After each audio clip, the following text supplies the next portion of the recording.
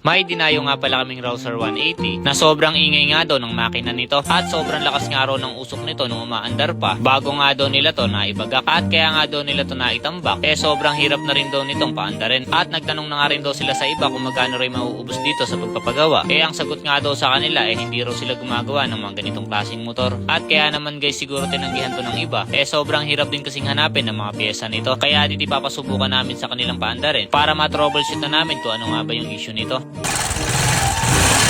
So yun na nga guys, kitang-kita nyo naman pagkapaandar niya parang pag-dengue na nga itong motor niya. Napagkaganyan kalakas talaga yung usok. Sigurado guys wala nang lamok sa loob ng bahay nila. At sa aming dinig naman guys sa makina, kahit ganyan kaingay yan hindi sa amin makapukol yan. Dahil sa tunog pa lang guys ng makina natotroubleshoot na namin kung ano nga ba yung issue nito at ayan talaga guys yung pinag-aralan namin. At kaya nga pala kami guys napunta rito. Napapanood nga raw ni sir yung mga video namin sa paggagawa ng mga motor. Kaya kaagad niya na rin kami tinawagan para magpa-schedule na kami na yung gagawa ng motor niya para makatulong na rin sa kanya at para hindi na rin siya mahirapan sa paghahanap ng gagawa dito. At kung kayo naman guys yung magbabaklas ng mga makina ng motor, kailangan kabisado nyo talaga yung pagbabaklas at pagkakabit dito. Naaral nyo dapat kung ano man yung makina na babaklasin nyo. At pagkatapos namin i-troubleshoot yung cylinder head assembly, sayang nga lang na nagkaroon na nga ng damage yung cam at tracker arm nito. At kaya naman siguro guys nagkaganon. Sinabi na nga rin sa amin ng may-ari nito na natuyo na nga raw ng langis itong motor niya. Bago niya nga daw to i-change oil. At ultimo timing chain guys palitin na rin. Na kailangan guys merong 2cm na clearance pag nakasagad ng tension. Nakitang-kita nyo naman guys na magkadikit na yung block at tensioner nito. At hindi na rin kami dyan guys magtataka na palitin na rin talaga itong timing change niya. Dahil sa tagal ng motor niya ito pa rin daw yung stock nito. Kaya siguradong nasulit niya na rin guys yung pyesa ng motor niya. At dito babaklasin na rin namin cylinder head nito para ma-check yung block kung may damage na rin ba. Dahil sa sobrang lakas nga ng usok na yun,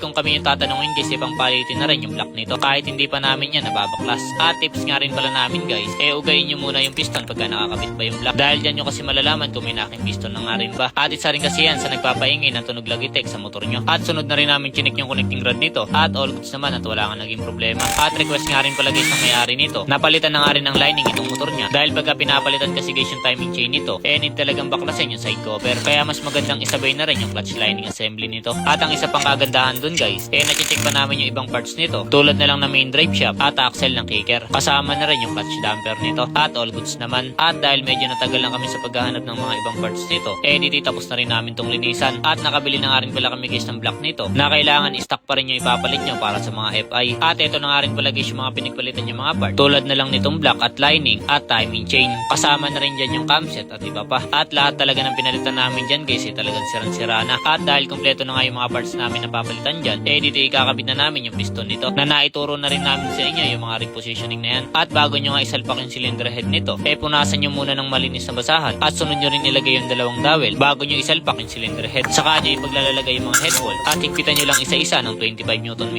para sakto lang at fit talaga. Saka namin sunod ilalagay yung timing gear nito na sinisigurado talaga namin na nakatiming yan bago namin to higpitan. Saka namin ilalagay spark plug cover at hihigpitan ng sakto lang bago namin to i-tune up. At wag nyo nga pala muna to kakalimutan lagyan ng oil bago nyo isalpak yung head cover nito. At pagkatapos nga namin i-assemble yung cylinder head assembly, dito sunod naman namin bubuin yung cut side nito na nilalagyan muna namin ng oil yung mga parts nito bago namin isalpak. At ultimo mga washer at nut guys, may mga tamang paglalagay na may mga baliktaran. Saka namin ipaglalagay yung mga clutch spring. At tips nga lang pala namin guys na dapat wag nyo iimpakin yung paghihigpit dito. Saka namin sunod ilalagay yung clutch bearing nito na wag nyo rin kakalimutan lagyan ng oil bago nyo isalpak yung clutch cover at higpitan nyo lang ng 10 Nm. At bago nga namin tuluyang paandarin to, chinik na rin namin yung tangke nito kung may tubig nga ba. At kita nyo naman guys na tama nga yung hinala namin na may tubig nga ito. At pagkatapos nga namin i-drain yung tubig niyan sa tangke, dito ibubuuin na namin to para maipakita na rin sa inyo na all goods na talaga itong motor niya. At dito tapos na nga namin tong buuin, kaya maipapakita na rin namin sa inyo na tumahimik na talaga tong motor niya, na wala na nga din tong usok na problema niya. Kaya dito paandarin na natin to.